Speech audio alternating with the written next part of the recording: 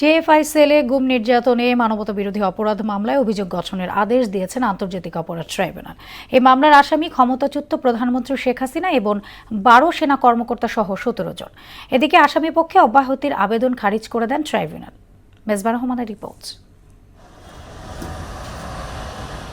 5 August Awami League সরকারের পতনের পর একের পর এক সামনে চলে আসে গুমের ঘটনা। 2016 থেকে 24 সাল পর্যন্ত সংগঠিত র্যাবের টিএফআই সেলে গুম নির্যাতনের ঘটনায় 14 জন ভুক্তভোগী সুনির্দিষ্ট অভিযোগের প্রেক্ষিতে আন্তর্জাতিক অপরাধ ট্রাইব্যুনালে মামলা দায়ের করে প্রসিকিউশন।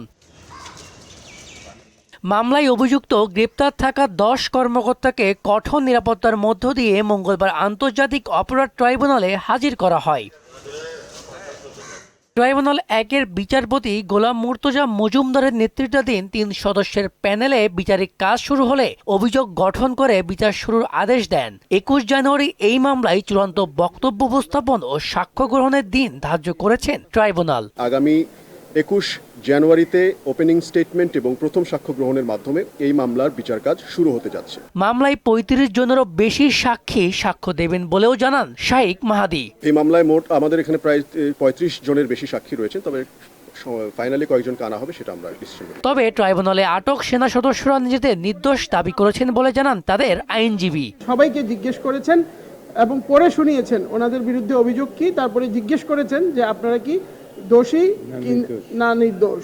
তো ওনারা সবাই আদালতকে জানিয়েছেন যে আমরা নির্দোষ।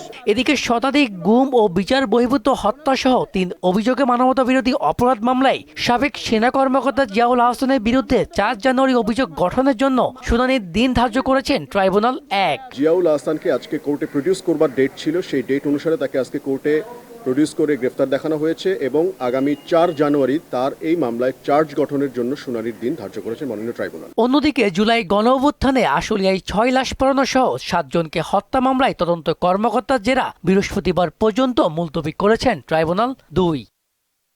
মেজবা রহমান, মোহনের সংবাদ, ঢাকা। 46,419 কোটি টাকা ব্যয়ে 22 প্রকল্প অনুমোদন দিয়েছে জাতীয় অর্থনৈতিক পরিষদের নির্বাহী কমিটি একনেক।